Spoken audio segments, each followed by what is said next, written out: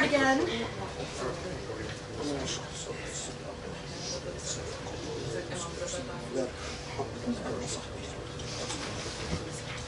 Okay, so inshallah today we talk about Surah Al-Duha.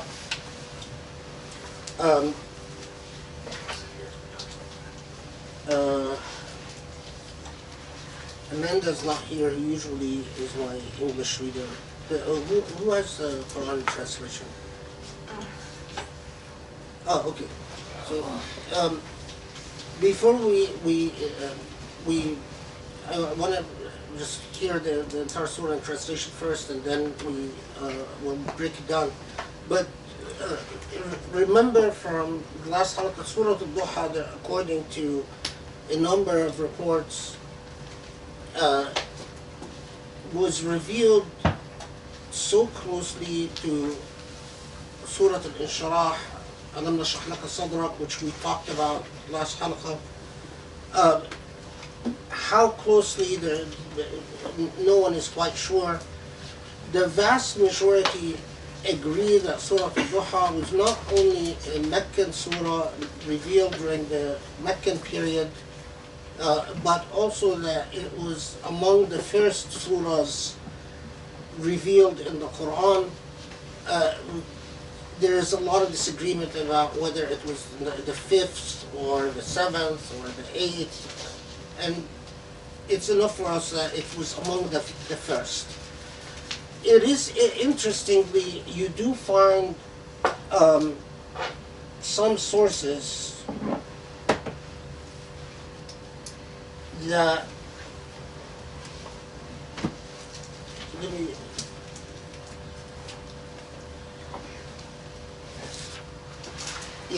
so in Maturidi, for instance, which was among the tafsirs that are quite reliable, lists of Duha surprisingly as a Medinian surah, as a surah revealed in Medina. But I've looked into that, and it's a small minority opinion that the Surah Al-Duha is a late revelation, meaning revealed in Medina. The likelihood is that it is in fact a surah from the Mecca period, and that it is among the first revelations, and especially that there are various reports that say it was revealed very closely with Alam Nashrah Laka Sadrak, although with some gap between them. And we're going to talk about the various narratives about the circumstance that led up to the Surah Al-Duha. Now, is that important? Yes, it is, because as we've said in the past,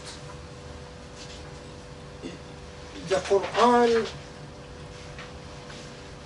in its progression in various revelations, built the Muslim character, constructed the Muslim character, and built the moral structure upon which the moral trajectory of society will progress from there on. And paying attention to what was considered the priorities, or what type of systems of beliefs and what type of normative structures were considered the a priori principles of the Quranic revelation, is important in understanding the totality of this message.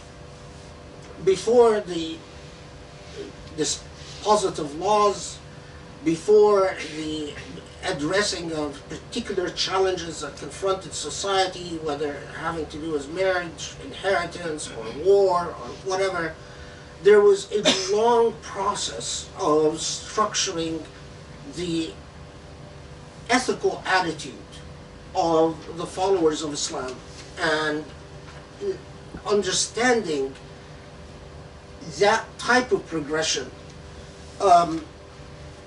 is important.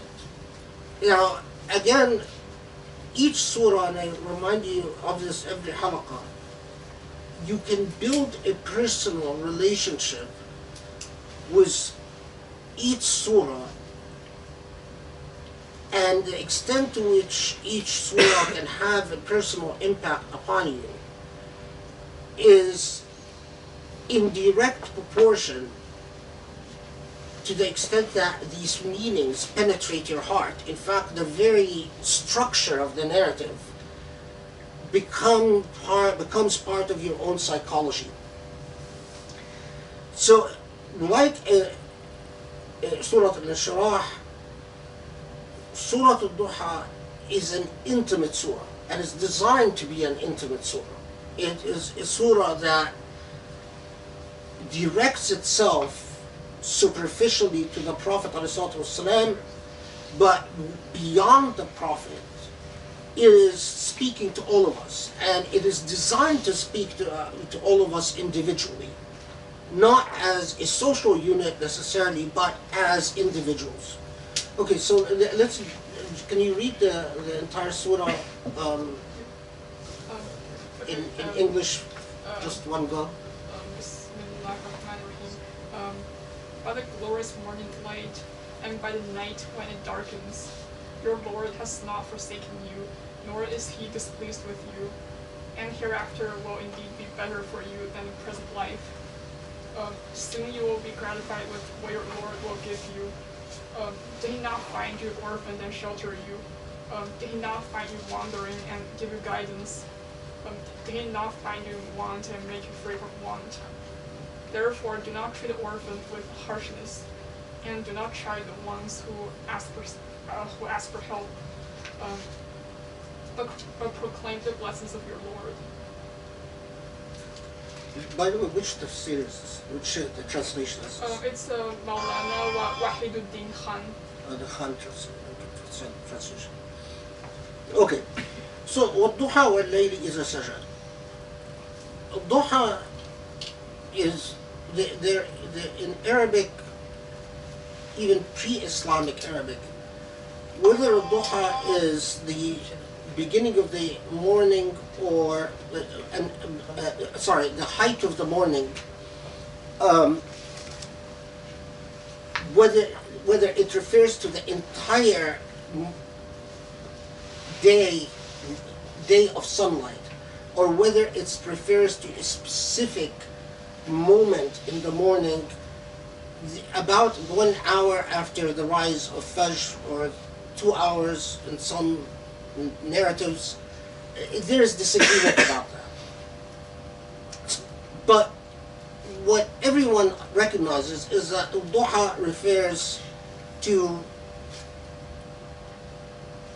sunlight or daylight, rather than sunlight, daylight.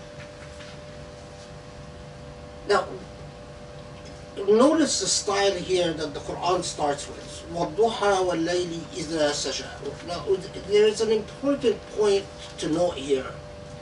And subhanAllah, it was important in early Islam, and during the years, I never thought that it would become important in our day and age again. But lo and behold, it has become another pressing point. And that is, there is a pre-Islamic style of poetry that was known as Saj'a al-Shu'ar, where basically poets would refer to events in nature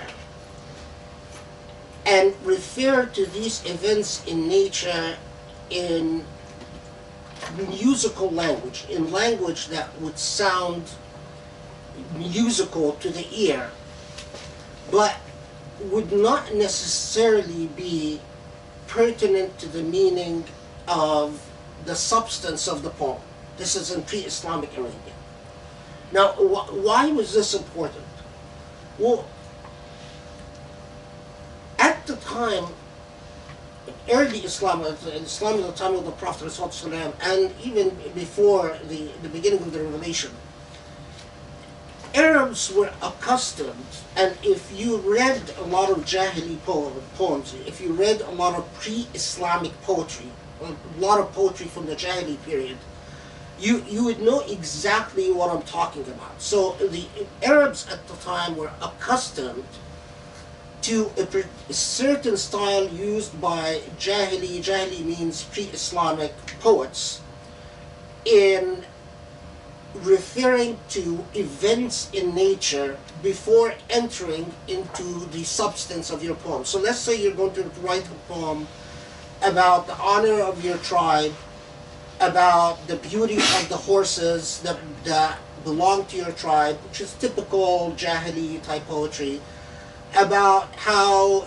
your tribe is brave and warrior-like, and then you're going to talk about the woman that you love, and then you're going to talk about the tragedy of some tragic events in the life of the poet, and then end the poem.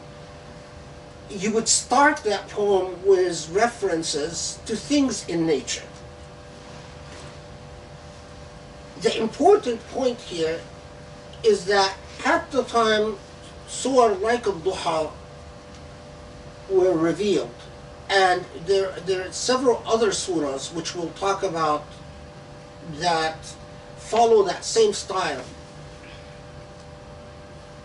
The style that the Quran used in referring to the movement of nature was entirely original and novel to the early Arabs. That is why it grabbed their attention. Now, for instance, one of the narratives, Musaylam, the personality known as Musaylam al-Kadhab, who after the death of the Prophet ﷺ declared himself a prophet and so on. Musaylam used to go around putting together poetry that in his mind sounded like the Quran. And one of the very well-known narratives is that he meets Abu Bakr and he tells Abu Bakr, do you know your friend meaning Muhammad ﷺ, is now reciting in new surah Duha wal Layl, and then he recites Duha wal Layl, and Abu Bakr said, yes, I've heard that. I've heard this revelation. And Musaylamah says, well, do you want to hear my revelation? And then he starts reciting his own revelation, and Abu Bakr listens to it and says, my God, the difference is he's a real prophet, you're a liar. Now, for someone who read a lot of Jahili poetry, that resonates thoroughly with me, meaning that I can immediately give a long lecture, a long academic boring lecture about why precisely the style of the Quran was entirely original and unprecedented compared to pre-Islamic poetry. Now, that point is something that you study and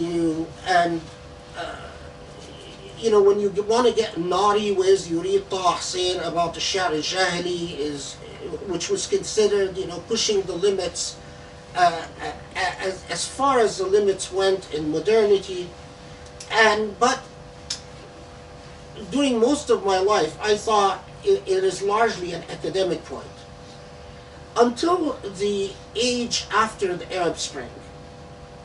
Because I started noticing some people sent me on, you know, I don't spend a lot of time on social media, but some people sent me videos of new atheists, new Arab atheists, and all these videos are in Arabic,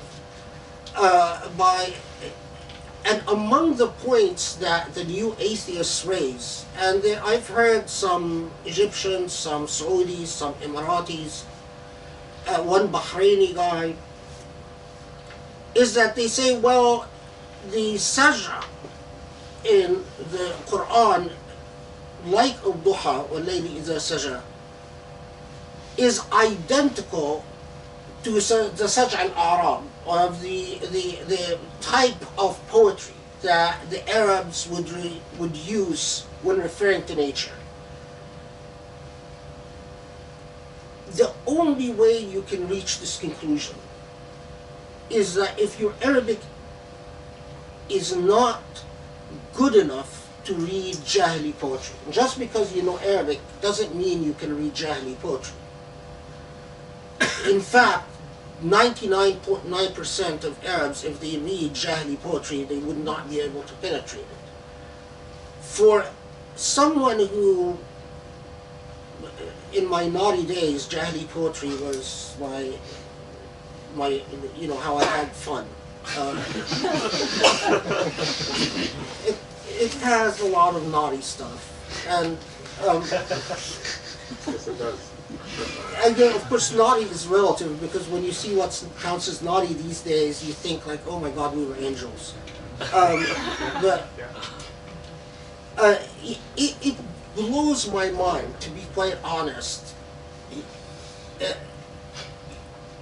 It is just, I know that it's taken from a lot of Orientalists like Noldick, a German scholar, who makes these types of things. But Noldick's Arabic was itself bad, and his scholarship on the Quran has deep, fatal flaws. And I know that the new Arab atheists read Orientalist scholarship, or read people like Ibn Warraq, which sometimes they don't even read the Orientalist scholarship. They simply take the shortcut of reading Islamophobic writing, like Why I'm Not a Muslim by Ibn Warraq, and then repeat the same jargon, literally without any adjustments. So even the material, even in the same videos that talk about, well, the saj'a of Quran, the Duha wal Layli is a saj'a, is precisely like what the pre-Islamic Arabs used to do. In the same video, they'll talk about how the Quran was really written in Syria, which is another point that people who are in NELCA departments, like Rami or like myself, who got I got my doctorate from the same place that Rami is getting his doctorate now. You know exactly when you talk about the Syriac origins of the Quran, which Oriental scholars we're talking about, and you know exactly which scholars made these claims and what they based these claims on, and the differences between Syriac as a language and Arabic, and the history of Syriac, and the history of Arabic and so on. But even when the new atheists can't be original, the new Arabic atheists, the Arab atheists, can't be original even in their atheism.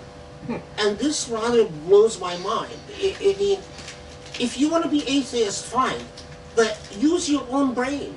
You know, don't just copy Islamophobic literature and repeat the same claims. Show me that you did some original thinking, so I can at least respect your atheism. That point about saj'a, it irritates me not from a aqaidi, not from a belief perspective. It irritates me from a scholarly perspective, because if you know the literature, the reason the early Arabs stopped and took note with the revelation of surahs like Al-Duha wal-Layli iza saj'a was because it was completely a different style in talking about nature than what they were accustomed to. And I'll give you just a very small illustration. When pre-Islamic Arabs or pre-Quranic Arabs would refer to nature, they did not see, they never referred to a dynamic nature. In other words, they never referred to the movement of nature as an interconnected, linked set of events. So in no pre-Islamic poem, in no Jahili poetry, will there be a reference to tatabu al-layl wal-nahar, to the fact that morning and night followed each other. Because to them, it didn't mean anything. So what? They referred to the night as a picture of beauty, and especially the moon, which they had the full moon, unlike a lot of medieval cultures which associated the full moon with scary events. A full moon for the Arabs, because they were a desert people, represented optimism and represented beauty, because it offered them light in the darkness of the desert. If you live in forest areas, if light shines upon a forest, you can see all the tangled trees even more, and it gets more scary rather than less so. If you ever looked at a forest at night, the darkness conceals a lot of scary stuff. But in a desert, the full moon represented optimism and goodness, and did not represent vampires or werewolves or ghosts or scary stuff. It represented things that are beautiful and optimistic and wonderful, and that's why it survived even in modern Arabic. When you want to tell someone you're very pretty, you say "Inta zay al-qamar" or "Inti zay al-qamar." You're like the moon. And that survived from the old Arabic. Daylight either represented warfare or hard work. But in no pre-Islamic poetry where the flow of nature, the Sarayani Kon is referred to, the motion of nature, represented anything for the pre-Islamic Arabs. Now, you can read stuff about the nature of Bedouin life and I don't know, so a lot of anthropologists has written about that Bedouin life is like a set of meaningful events rather than interlinked events. I don't know if I buy any of that, but anyway, anthropologists have written about it, and especially those who studied the Bedouins of Sina and things like that. But my point is that it's quite remarkable that you find this issue coming up in our modern age after 1400 years, when you think that it has long been put to bed and that we don't need to relitigate it. And the big difference is that when it was raised, when the issue of the openings of the surahs in reference to nature were raised in early Islam, the early generations were familiar enough with the Sha'r Jali, with pre-Islamic poetry, that it was easy to demonstrate to them by referring to a corpus that they're familiar with. In our modern age, when you tell people you're completely wrong, you need to give them a lecture about pre-Islamic poetry. You need to educate them about something that they actually don't know anything about. But for the record, I think it's important to make this point. And then we go with, okay, so why does the Quran start with Duha wal-layl idha saja? And this will become helpful for us in other surahs in which the Quran starts in a similar fashion. The Quran, from the beginning, made a paradigm shift for the early receivers of this revelation in insisting that the movement of nature itself and the dynamics of nature will reflect a great deal about our inner self and our relation to our Creator. And so and remember, this is now among the very early revelations, and long before all the other revelations that will come in the Quran that will say, أَلَا تَعْقِلُونَ أَلَا تَتَفَكَّرُونَ أَلَا تَتَذَكَّرُونَ, don't you reason, don't you reflect, or all the other revelations that will directly say, observe nature, learn from nature. The early references in the Quran always invoke the dynamics of nature as an interlinked whole with creation and the creator. So, وَالضُّحَى وَاللَّيْلِ إِذَا سَجَى. Duha, we said, is the daylight or a certain point in the morning. وَاللَّيْل, layl is night. إِذَا سَجَى. We pause at the word saja.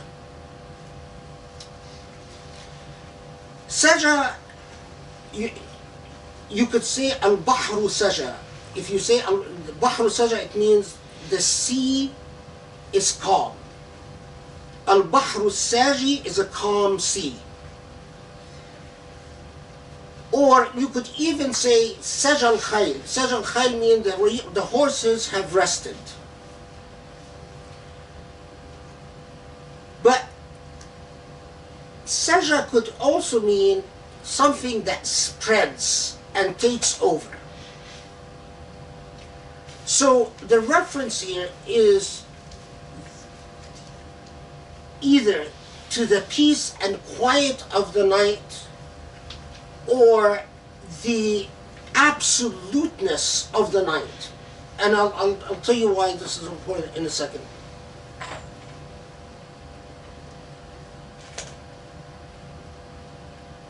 The day in Quranic usage and becomes much clearer in later revelations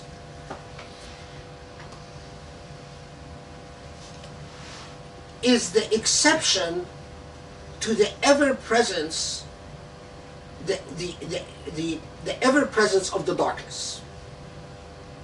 So, like the light, an-nur, which comes as a positive enactment from God, precisely like the very act of creation is an exception to al-adam, to nothingness. So if God doesn't create, what exists is al-adam, nothing. Precisely like the light piercing through the darkness. Now, in the modern age, we know things like that the cosmos is a vast space of utter darkness, and the exception, in fact, are sources of light that come in and penetrate through this darkness. We can even get, at least in our holographic universe, if the theory of holographic universe is correct, which seems to be correct, I don't know. At least within the bounds of that, we know that the vast amount of space is taken up by the neutral, the nothing. Whether it's called dark matter, dark energy, etc. It's something that has a very low energy, minimal energy, and light is an affirmative creation, an affirmative positive energy. In Quranic usage, when we read the Quran today and we reflect upon this, we say, subhanAllah, we can understand that even better than our ancestors were able to understand it. But even our ancestors gained an amazing amount of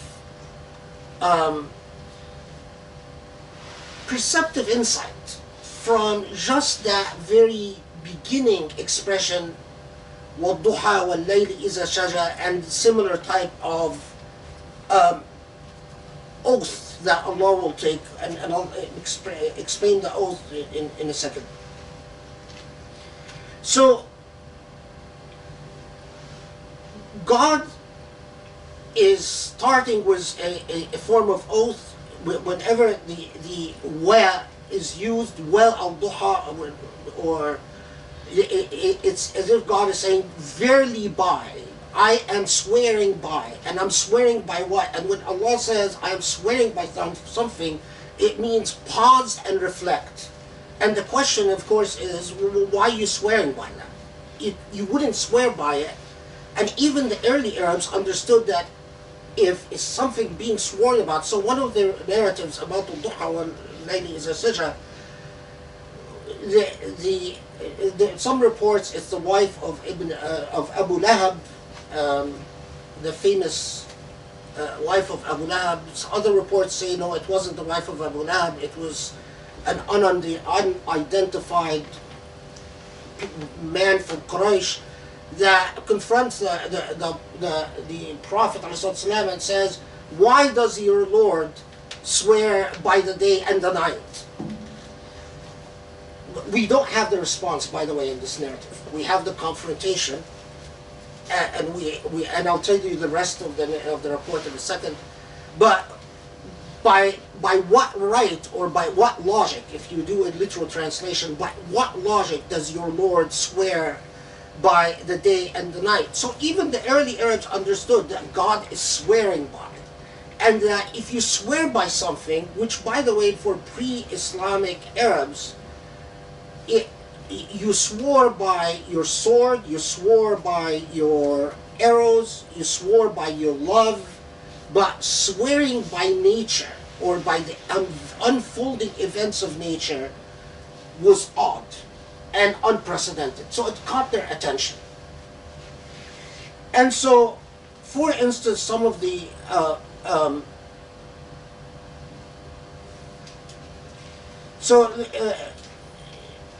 it says that I'm trying to decide what to quote from.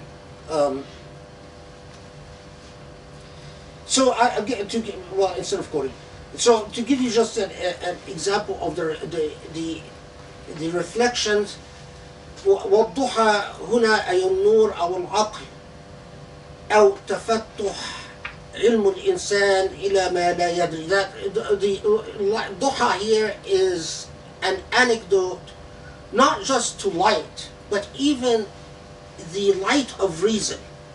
It's as if God is telling the Prophet, by the creator of enlightenment, whether that enlightenment is revelation, or in the opinion of some, it even extends to the enlightenment of reason and the ability to practice your reason and to find your Lord, your creator, through reason.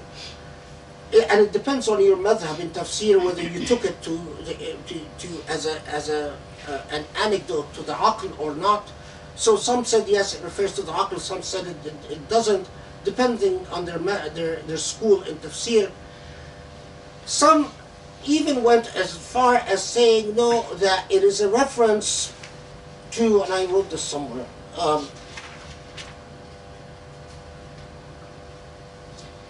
that الضحى والليل is a sajah, and I even copied the language, is a reference to النشأة اللاهوتية والنشأة الناسوتية. For modern Muslims, that would mean very little. Did anyone understand what I just read? النشأة اللاهوتية والنشأة الناسوتية. What he's saying is, and this was from Tafsir al-Jilani, the world is divided into the mulk. Mulk is our temporal world, and the malakut is the unseen world. They're both total reality and a full reality, and each with its own laws.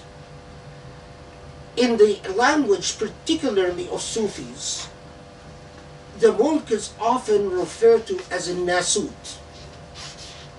The nasut comes from the root an-nasw, or the thing that can be forgotten, the forgettable. So life on this earth is the quickly forgotten life, the life that you go through very quickly, and before you know it, you'll be dead, and you'll look back at this life, and you'll say, wow, I really took this life seriously. That's why they called it an-nasut. It actually comes from, it has a Syriac origin, the word nasut itself, originally from Aramaic. malakut life, the life the unseen life, the non-temporal life, the life that is not subject to physical laws, the laws of physics, which guide this plane, is known as the Allahutiyya, or the life of Allahut, comes from the word from Ilah, God. The world, the divine. Al-Malakut is the realm of the divine. Modern Muslims are more accustomed to saying Alamul Ghayb wa Shahada, the world of the seen and the unseen. Depending on what stage and what school you belong to, you will often use Ghayb Shahada, Mulk Malakut, Nasut Lahut. So, in a lot of tafsirs, they took the oath in which the Quran refers to an evolution in nature, or a process in nature, a dynamic in nature between light and darkness, very much like the very nature of creation itself, which is divided between a material world and a non-material world, a physical world and a non-physical world, a world that is forgettable and temporal, and a world that is undeniable, which is the hereafter, and non-temporal. In other words, non-material. A quick footnote: for the people who use the terminology of Lahut and Nasut, they also insist. So if someone says to me, وَالضُّحَى وَاللَّيْلِ refers to the world of Lahut وَالنَّاسُوت وَالنَّاسُوت وَاللَّهُوت, or Nash'a al-Lahutiyya or Nash'a al-Nasutiyya, immediately I would know that they don't, for them, when Allah says rivers of honey in the hereafter, or wine that is delicious, that not the wine and not the rivers and not even your physical body will follow the laws of the physical world in the hereafter. So in other words, it's a creation in which we use familiar words, but you cannot apply the law of physics of this world onto the hereafter. The fact that they refer to Nasut wal Lahut immediately would tell me that they belong to that school of thought. If they would have referred to the world of Ghayb and Shahada, I might say, well, they actually believe in the physical re-emergence of everything in the hereafter, that Allah will create bodies that will be bodies like our bodies, with blood and nerves and very similar physical laws. In the modern age, people use words just because they found them on the net or in books. It doesn't tell me anything about their schools of thought. So, it's a chaos we live in the modern age. I mean, people find stuff and they repeat it, but if things belong to a certain methodology and pedagogies of learning, a few hundred years ago, that would tell you a great deal about where people are coming from and what their roots in their intellectual developments are. Okay, now remember when we talked about prayer and we said that even when we pray, when we do ruku' and sujood, we in fact memorialize the very laws of nature and the very laws of creation. Everything in Islam, like everything in the Quran, is interlinked in the same way that in Hajj we go around the Kaaba memorializing the very logic of creation. The logic of creation is that electron goes around a neutron, that creation is based on, for energy to exist, that there be a circular motion around a center, and that Allah reproduced that same logic in a cell, in nature, I'm blanking out. What do you call our sun and Earth? Solar system. In a solar system, in a larger model, until you get to a point where that physical logic breaks down because you are no longer subject to it. Which happens, by the way, at the most micro level and at the most macro level. SubhanAllah, Ibn Arabi, long before we know anything about nanotechnology, says that in his Futuhat al-Makkiyah, which blows my mind. I actually met Zuwail, Ahmed Zuwail. I had dinner with him at his home once, and I had read something about Ahmed Zuwail getting the Nobel Prize for nanotechnology, and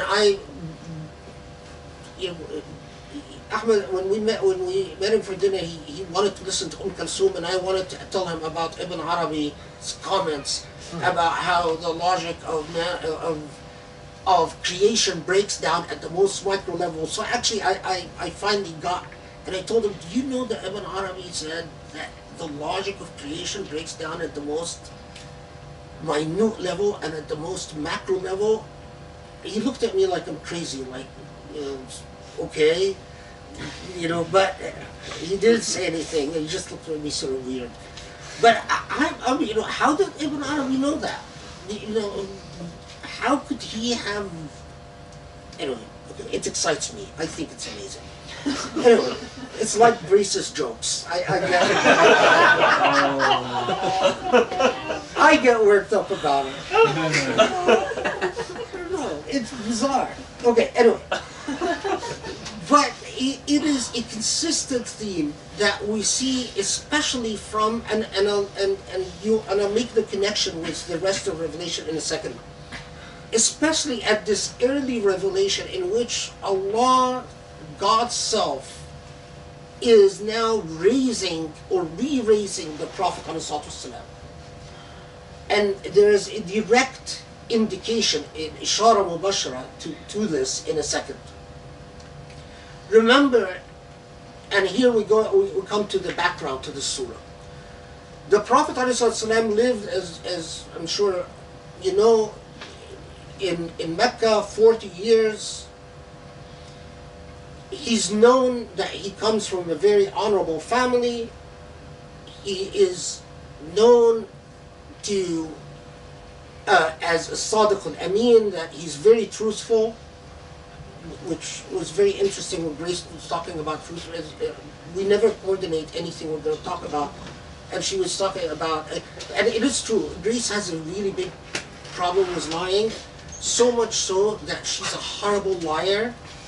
And it's particularly inconvenient when it comes to making excuses to not see students and with unwanted guests, and even with lying to our children, because it is necessary to lie to your children, and she's a horrible liar, and Nido, by the way, always knows when you're lying.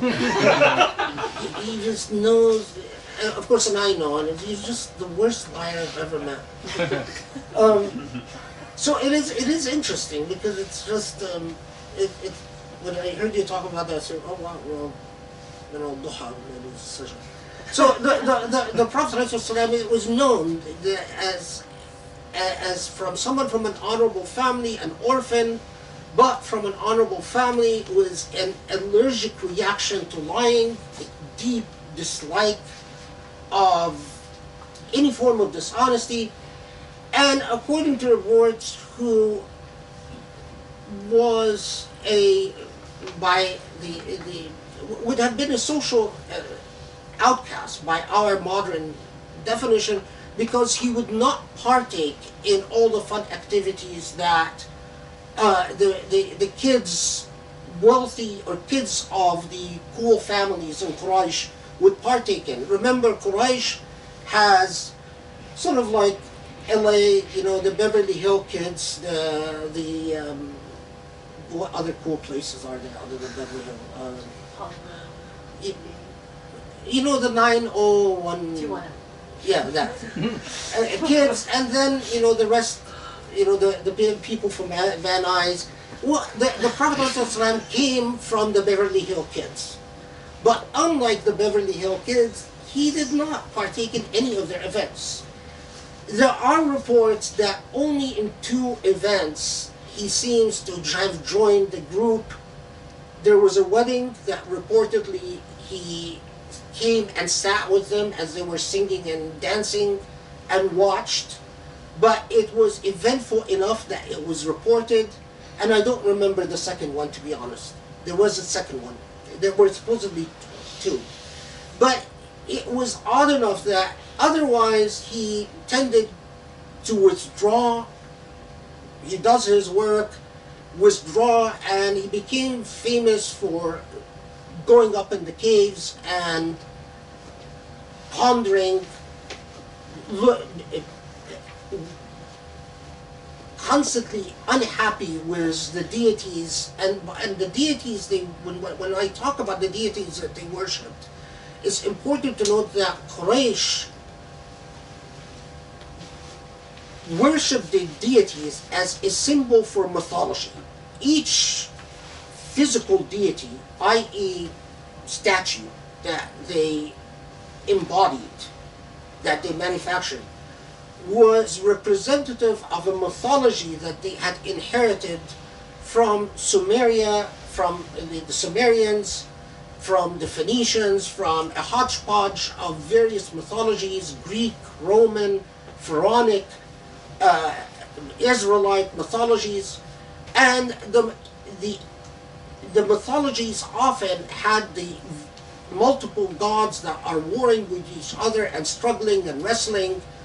The mythologies were often quite imaginative in sexual exploits and bloody exploits, and the various Lat, wal Uzza, wa Manat, and so on, each statue represented the deity for a mythology. So it is not entirely accurate they didn't have a concept of Tawheed and monotheism, but for the various mythologies that they were committed to, the idea of sacrificing in order to appease the gods was deeply embedded in Meccan culture.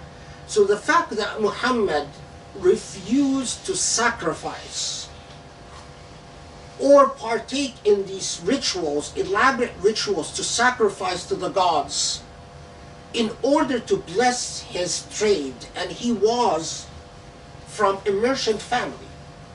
The Abu Talib was a family that had a long history as traders and as merchants, and it was scandalous that you are a merchant and you are going to go out with caravans and you are not going to sacrifice to the gods to bless the trade. That is why, and this is, I don't know why this gets left out of the seerah that Muslims write, that is why it was such a big deal that when he is in his 30s, a lot of members of Abu Talib refused to let him go out at the head of their caravans. And when Khadija, the Prophet's first wife, trusted him with her caravan, it was a big deal because she trusted a man who refused to sacrifice to the gods. So when people say, well, he was taking care of sheep, he was a shepherd in his early 20s or mid 20s, yes and no. He, like all Arabs from honorable tribes, he had to spend a period as a shepherd for his training. All Arabs, in order for their health and to learn manners and to learn the habits and customs of Arabs and to improve their Arabic. They had to spend a period of time practicing as shepherds. But once you hit your 20s, or actually once you hit your late teens, you were expected now to go out with caravans, which he did early on in his teens, but his mid-20s, various, including Abu Talib, refused to let him go with their caravans because he would not do sacrifices to the gods, and that was considered horrible and miserable luck. And that gives you a sense of the beauty of Khadija, who not only married the Prophet but trusted him without sacrifices. Which, I mean, it's sad that she passed away before the Medinian period, because we don't know. She must have been an amazing woman with an amazing system of belief to say, I don't care, go, I trust you. You know, gods be darned. Okay, so you'll see why all of this is interlinked and important. So then the Prophet ﷺ, the revelation starts, and Mecca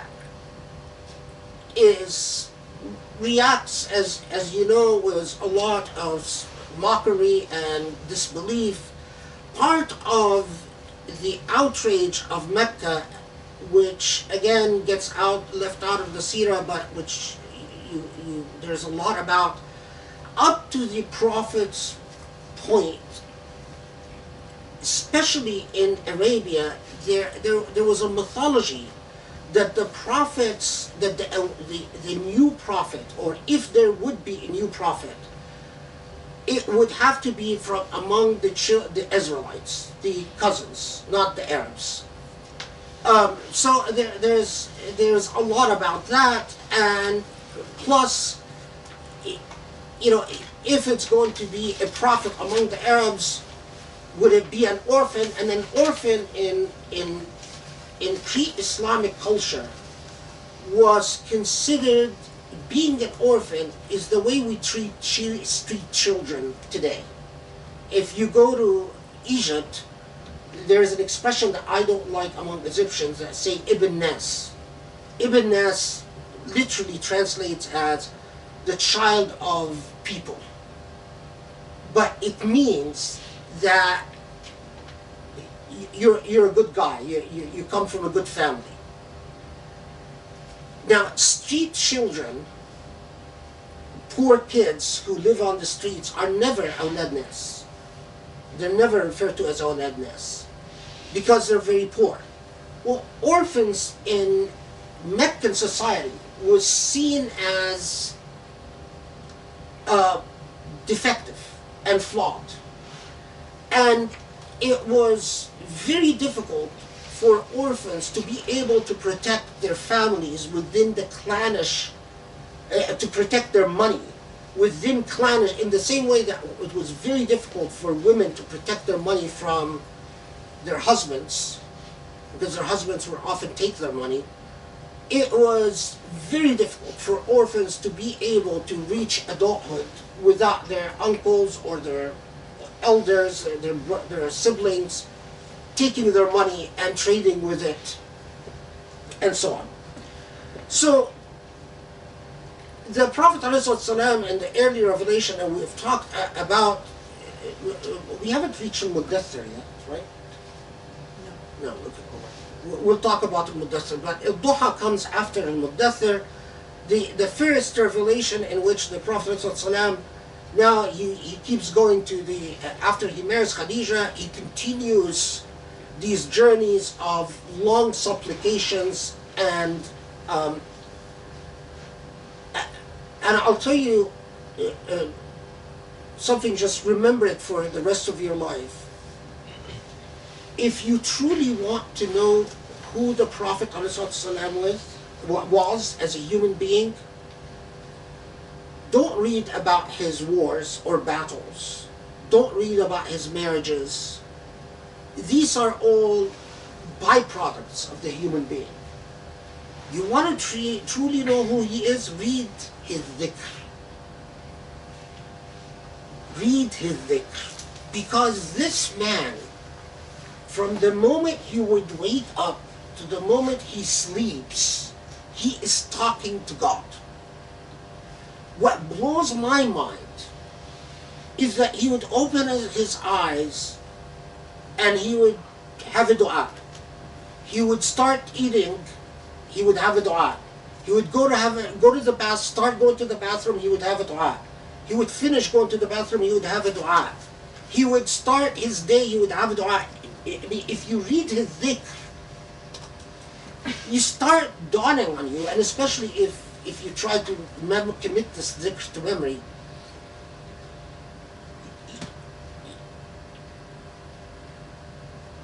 it is whatever this person did in terms of spending time with friends, doing work, going to battle, marrying, having children, is an exception to the actual mainstay of his life.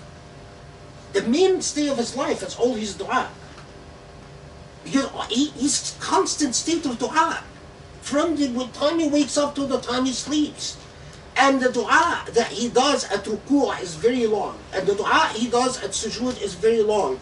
And the dua he does when he says Sama Allahu Hamida is very long. When you do salah with all the dua that the Prophet ﷺ did, and you add the sunnah, and you add the nawafil, you want to just do it as an experiment, just as an experiment. You come and tell me how much of your day is left, because I tried it, and I found that subh, fajr and subh took about 45 minutes. Dhuhr took about 50 minutes. Asr took about 50 minutes to an hour, because there is a long dua. Maghrib and then Isha is an hour and a half. And then very quickly you find that your entire life focuses around the next salah, the next salah, the next salah. Now if I add to that all the extra prayers that he reportedly did, whatever else this man did, in terms of going to battle, in terms of sitting with companions, were the exception, not the rule. So if you want to know the character, the personality of the Prophet ﷺ, study him through his dhikr. Not through the seerah that you read, he fought this battle, he fought this, he fought that. Now, I mention this because, again, I'm amazed at how many Muslims in the age of the net, I see all these YouTube videos that claim to tell you about the seerah of the Prophet, but none of it get to the heart of the matter. None of it. This was Idhakir Abid. I don't know any prophet among the history of the prophets that was more intense in dhikr. Now, of course, it's possible, but it hasn't reached us. But so now, why do I mention this? Because again, he goes to Ghar Hira. He's in isolation and he's in the state of dhikr before Islam. We know after the Quran is revealed, the dhikr that is reported to us. I mean, you can clearly tell the difference between his language and the language of the Quran, which is, again, for the new Arab atheists, it drives me nuts when they say, the language of the Quran is not distinctive. I mean, again, you can be atheist if you want, but don't infringe upon, and then they cite Orientalists like Noldik as proof. Again, you want to cite someone who actually knows Arabic, and I might respect you. Cite someone who's studied Balagha and studied the Arabic grammar and can actually do battle in Nahu. Because the language, the style of the Quran is very distinctive. Anyway, so he goes to Ghar Hira, He's in this state of worship. He receives the revelation. The story that we'll come to is that he's freaked out because if Gabriel visits you, you'll freak out. It is pretty freaky. I mean, you know, he's comforted by Khadija, and Khadija comforts him and tells him, you know, no trust in yourself. You are the prophet. If any man deserves to be the prophet, by God, you are so distinctive, so on. And she reminds him of all the things that would qualify him to be a prophet, his kindness, his charity, the fact that he's never jived with the rich kids in his Beverly Hills society, and he calms down and so on. And then he receives revelation of, according to some reports, 5 surahs, 4 surahs, sorry, other reports say 6, other reports say 8. But then a period of time,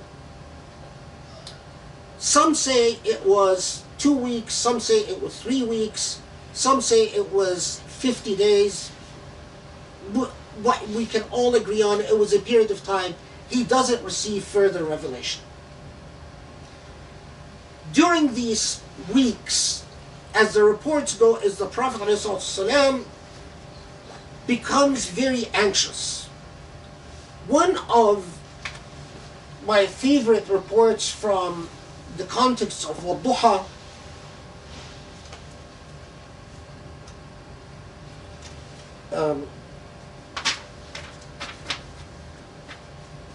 is when I don't know if I wrote it down, but I remember it sort of. Maybe I'll find it. Is that when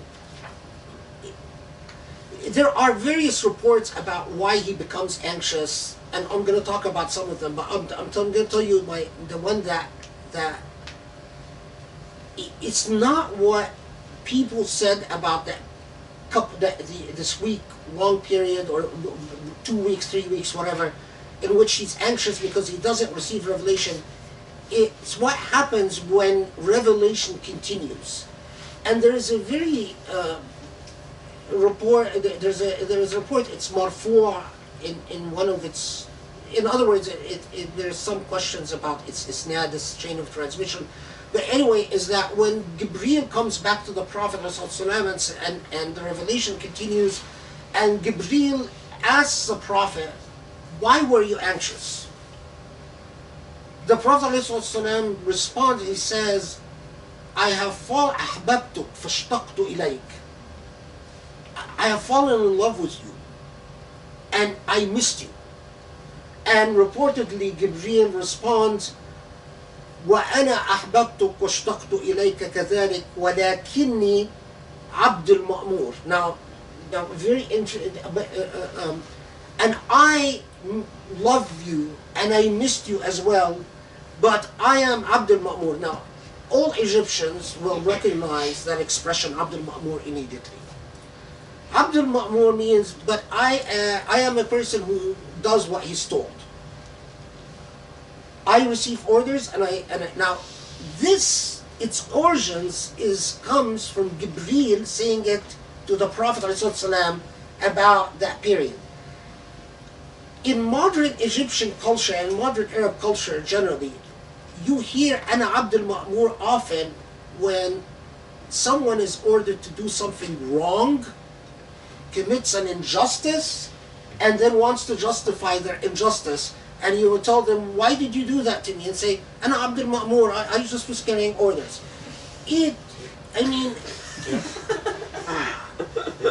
Makes me want to pull my hair out. I've already lost most of my hair because of all the things you see in it. And it's something that was so beautiful in its origins.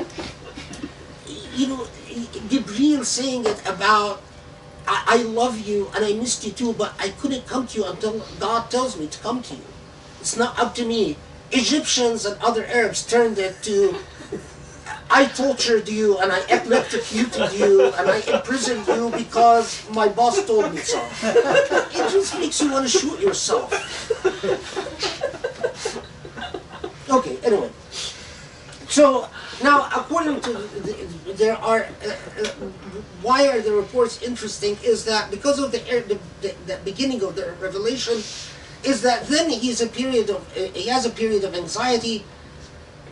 Reportedly, Abu Lahab's wife, Abu Lahab's himself, the Prophet's uncle, and his wife were constantly persecuting the Prophet in this period. The persecution is going to intensify, and she hears through the gossip, the Beverly Hill gossip channels, that the Prophet ﷺ is unhappy because he hasn't received revelation in a couple of weeks or in 3 weeks or whatever. So she goes to him and says, Ya Muhammad, araka wa qad hadaraka shaytanuk. Oh Muhammad, I see that your shaitan has deserted you. She's taunting him. She's sort of sticking her tongue out at him, and she's implying that his revelation comes from shaitan, and that reportedly that this came at a time where also just shortly before that incident, some kids had thrown rocks at the Prophet ﷺ, and one of the rocks thrown at him hit one of his fingers, and his finger got swollen and hurt him. And there are reports that say that it's his prayer finger. There is a problem with these reports in that this was before the revelation of how to pray. So I doubt that he was raising his finger in prayer. So anyway, bookish people get into, but I think like all the time that I've spent reading, trying to decide whether it's his prayer finger or not, I really realize I don't have a life. But, that's what we need to do.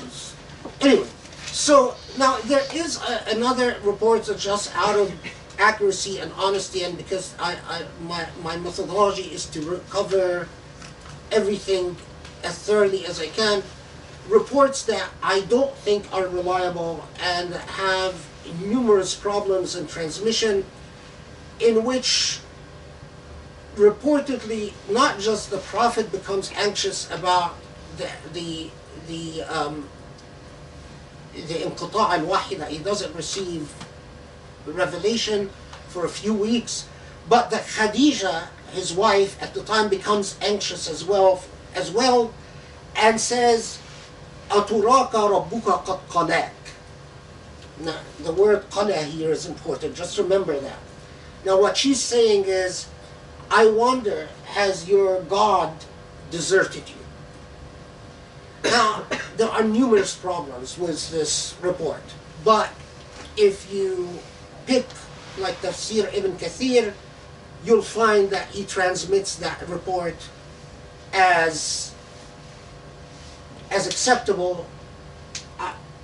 I don't think it's authentic.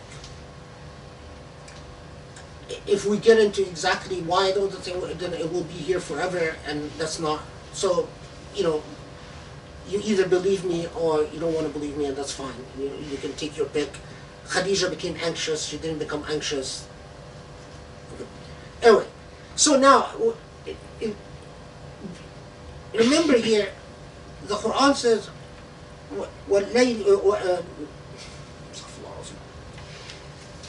I'm blanking out. وَالضُّحَى وَاللَّيْلِ إِذَا سَجَى مَا وَدَّعَكَ رَبُّكَ وَمَا قَلَى. Verily, by the movement and the night and the day, now make the connection here. In the same way that there is darkness, and darkness moves in a seamless exchange with light, in the same way we talked about inna ma'al usri yusra, the nature of the cosmos is its circular motion, life and death, illness and health. wellness and decay, darkness and night. Get accustomed, because again, Allah is it's as if restructuring the personality of the Prophet ﷺ, his character rather than personality. Get accustomed to this dynamic in which your Lord is going to approach you intimately and with intensity at times, and withdraw from you and deny you at times. You are going to go, and because we know after this, after Duha, in fact, sometimes the wahy would not come, revelation would not come for months at a time. And even at times where the Prophet ﷺ needed the revelation, in other words, wanted the consolation. Like for instance, after the death of Khadija, Am al-Huzn, one of the toughest times. So it's as if Allah is preparing the Prophet for what will come, the hardship that are yet going to befall him. The death of Khadija, the death of his uncle, the Am al-Huzn, where he knew, and then the death of his other uncle Hamza, and so on and so forth.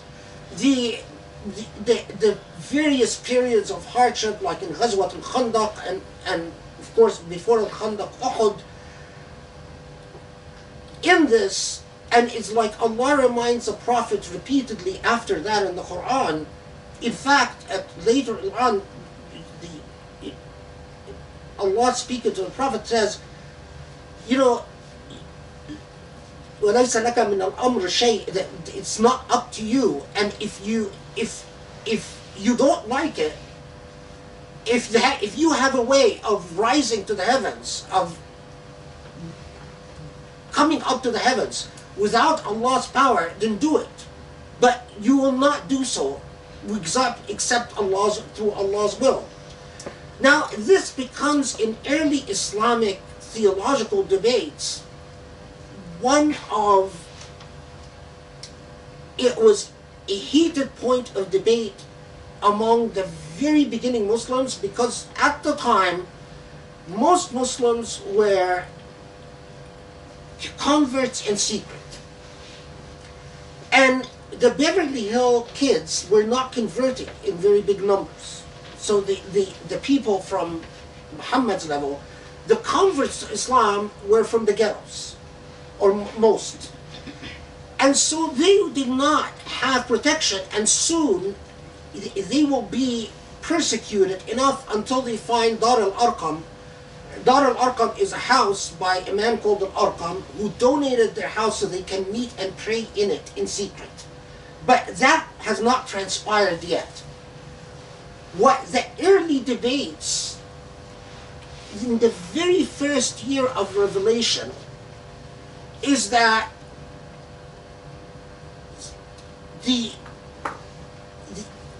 those who are saying, okay, look, it is impossible that Muhammad is yantiqu an al-hawa. It is impossible that he's making this up because he doesn't control the revelation.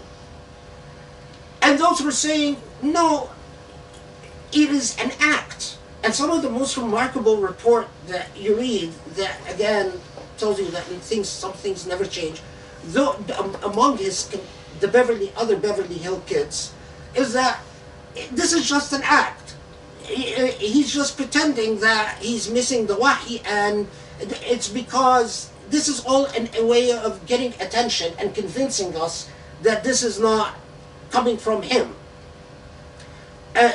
إنما يقولون يعلمه بشر, that they say that it is another human being that is teaching him this, which is another context in which these debates are reported. Okay, so by alerting the Prophet's attention to al-duha wal-layli idha saja, and reflecting upon that motion of night and day, ما ودعك ربك وما قلى, verily God, it is not that God has said, ما ودعك, had not said goodbye to you, he had not abandoned you.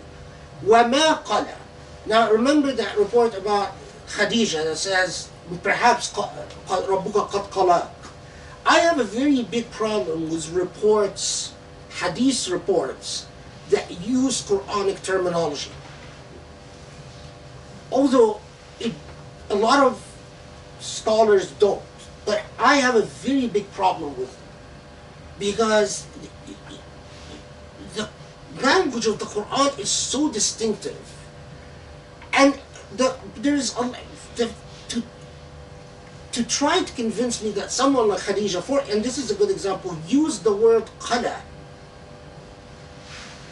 in this context, and that then Allah reveals the Quran using Khadija's terminology, is a big theological problem, in my view. In the view of a lot of Muslims, it's not. And so you find a lot of Muslims, repeating these reports as if, but I think there's a very serious problem with that. Anyway, so your God has not, in fact, forsaken you. Now,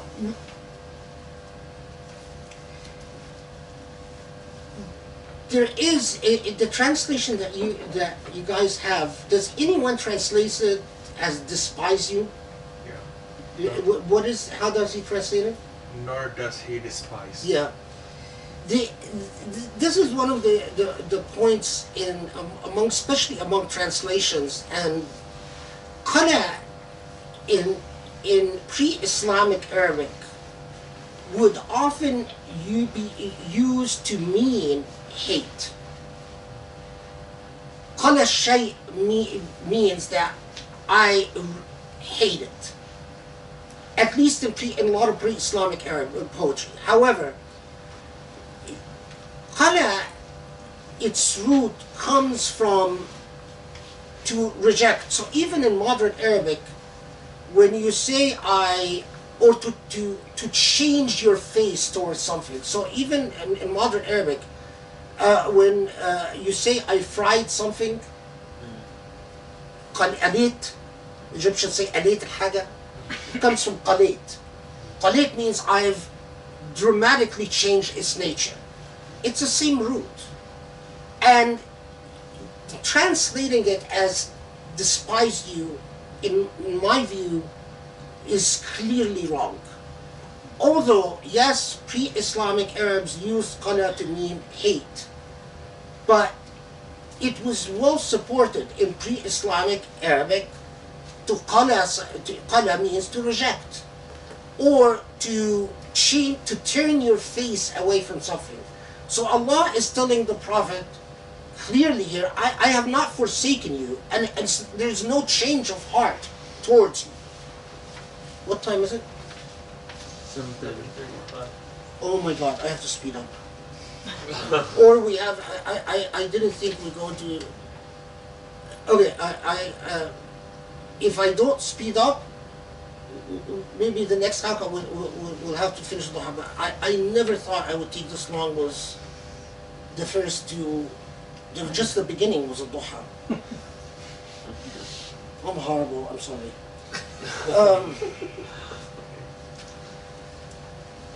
I mean, and I'm skipping over so much stuff.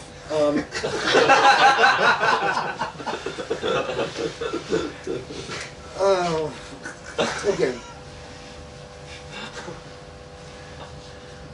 You're Okay. fine, because we're not gonna go through it again. So if you don't say it now, Okay, you're not so, gonna say it. then we can continue with part two. Yeah. It's okay, because this is one of the foundational ones, so it's really important. Yeah, I mean, the way I have always approached the Quran, if it was foundational in forming the character of the Prophet ﷺ, then it must be foundational in forming me as a human being. And so I studied the Quran in the way it is organized, and then I made it a point to study the Quran in the likely order of revelation, and to try to develop my own consciousness in that fashion. And then you fall in love with the Quran in a all over again, because it is not, it cannot be a human product. Okay, yeah. So just to tell you, just to give you an example of when I say, and I'm skipping all types of stuff, So I had thought I had decided to skip this, but now I changed my mind because of what you said, and I'm not going to skip this. There's another thing about another story about, but we'll go to at most to 8, and then we'll pray Maghrib, and we'll stop at 8. So can you tell me when it's 8? Sure. Okay, so one, there are various narratives about why a period, why the Prophet ﷺ did not receive revelation for 2 weeks, 3 weeks, months, 50 days, whatever it was. And many say that this is part of building his character. That, you know, it is not up to you that when you're going to receive revelation, your relationship with Allah is not one in which every point you want Allah to comfort you and aid you. But some more curious reports, which you will find in a lot of modern literature, because modern Arabs or modern Muslims loved this report for reasons I think will become obvious to you, has to do with a dog. A dog. Yeah. So, no, I actually feel bad that I was going to jump to it. I was going to skip it because I think you would not have forgiven me for that. According to this report, that the Prophet ﷺ, Hassan al-Hussein had a jar, had a puppy, and the puppy was playing in their home.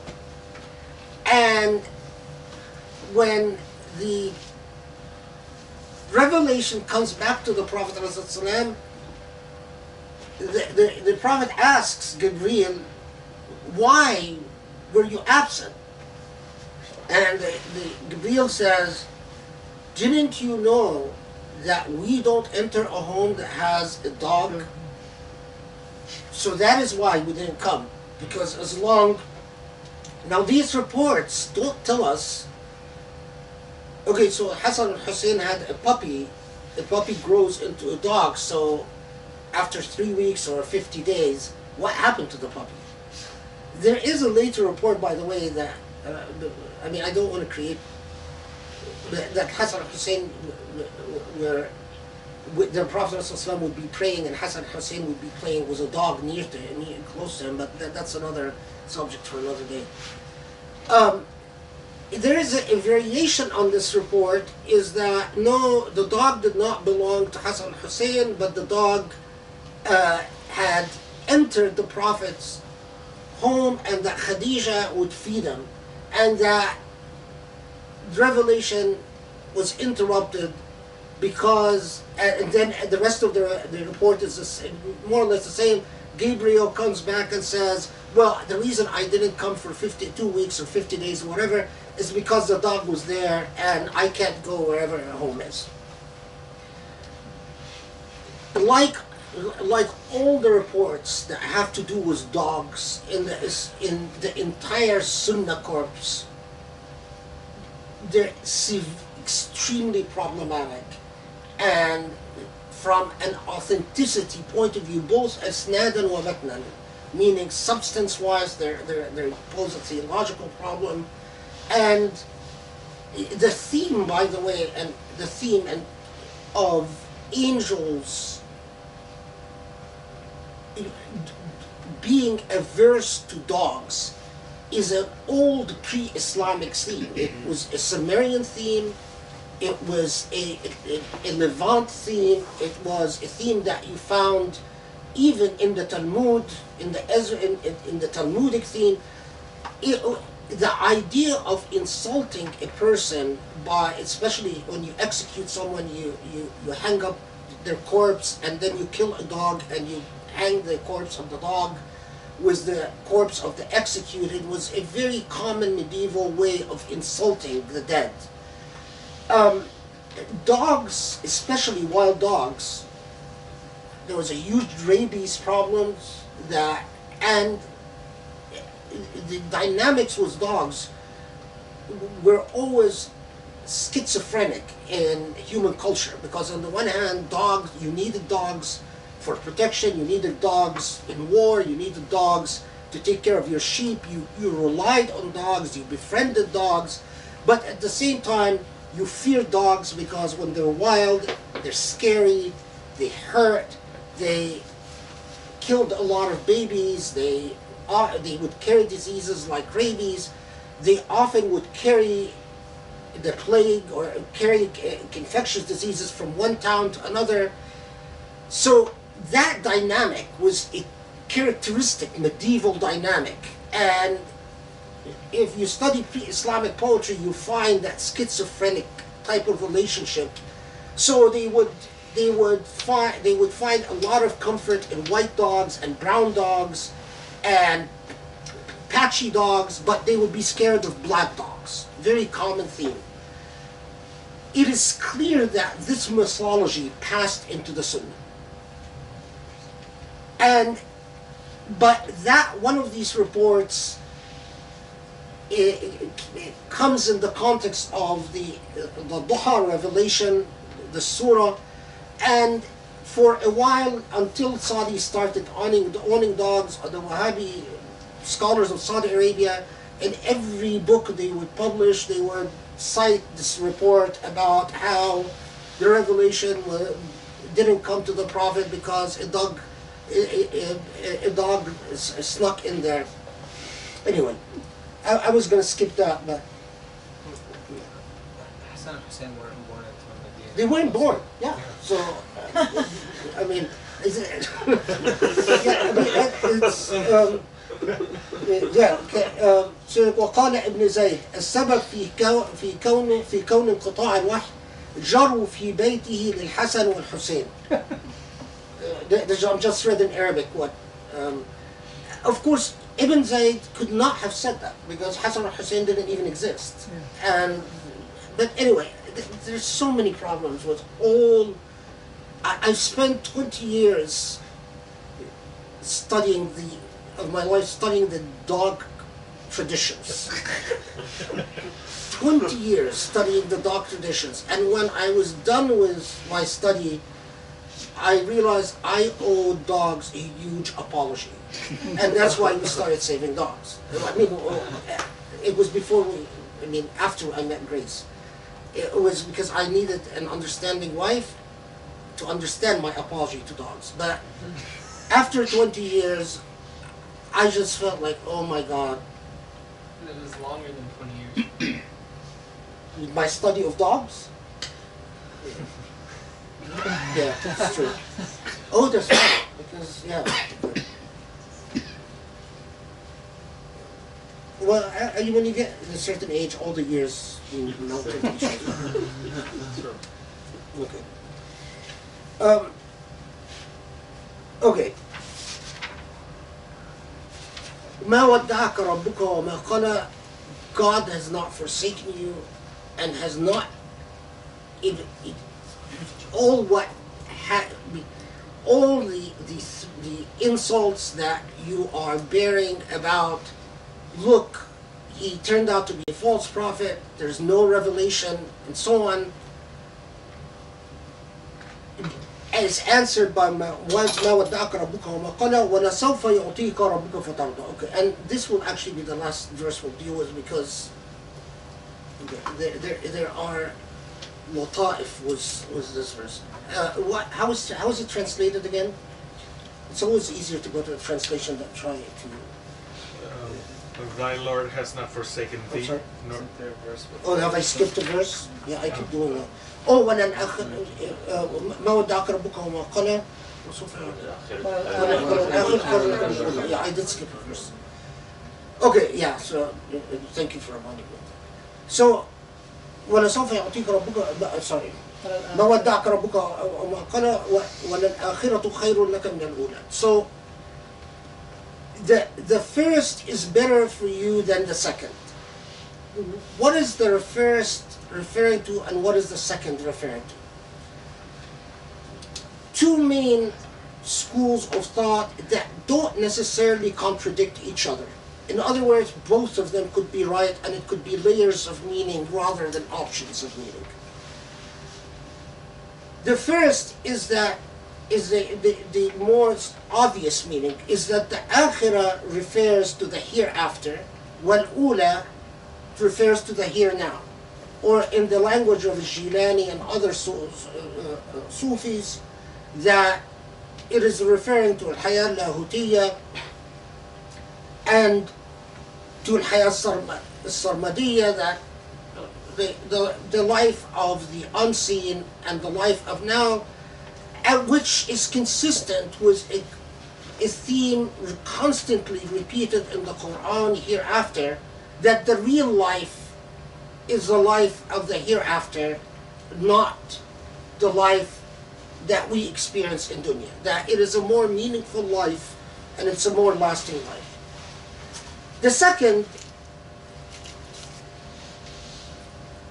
said, for a variety of linguistic reasons, that, well, it is not, if it wanted to refer to al-akhirah wal-ula, it might have used different language, which is not entirely convincing argument, but that it is telling the Prophet a prediction early on in his life that what is going to come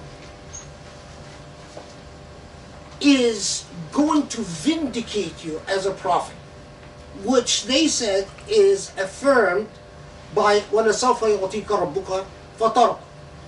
That, so in other words, it's like saying, again, remember this is very early on in the Prophet, there is very few followers, no hijrah, no Fath Makkah, no victory of Islam in Arabia, and it is promising the Prophet what will come is vindication from God. So they said the language indicate bushara, that the language used is indicating a promise of good tidings rather than a promise about this earth and the hereafter. I don't see a contradiction between the two. I don't see why it's either this or that, but rather it could refer to both. It is both an affirmation of a consistent theme, which is consistent with everything else in the Quran, that the hereafter, about the hereafter and the here now, and at the same time it is a prediction about a comfort to the Prophet ﷺ about what will come from his revelation as a prophet. Let me see if I'm forgetting anything. Yeah. Now,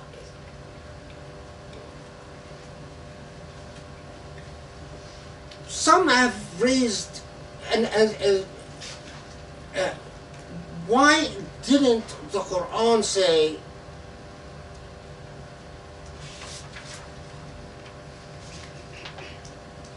وَلَلْآخِرَةُ خَيْرٌ لَكَ مِنَ الْأُولَى?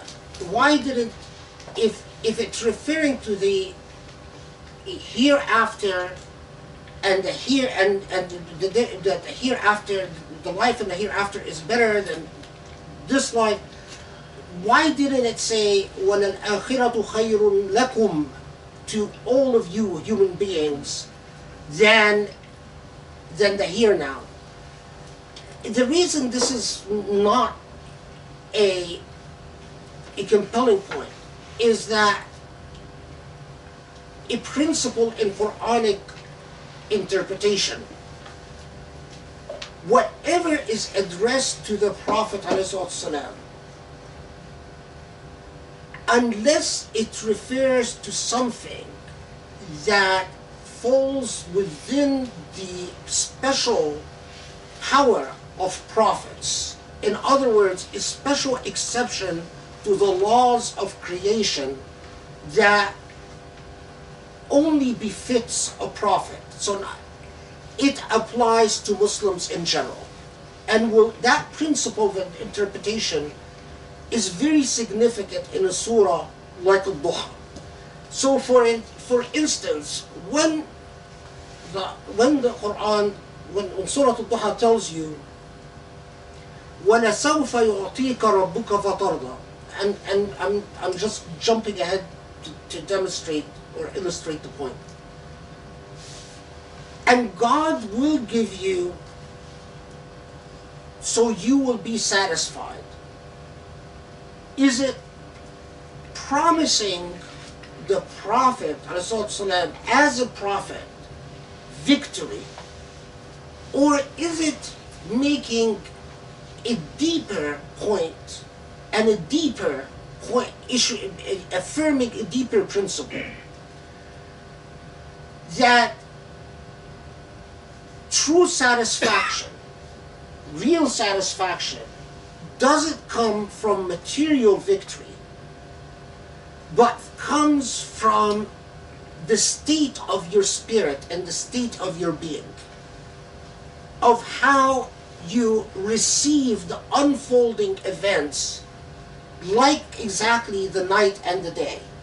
So day and night interchange, they come and go.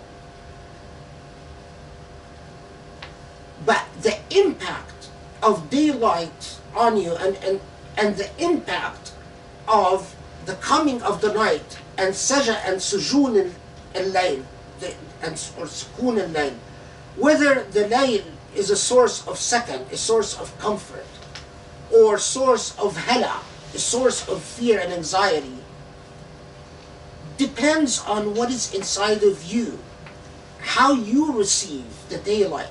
Some people, daylight for them brings guilt.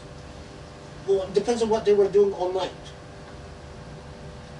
You know, if they were up to no good at night, daylight is bad news.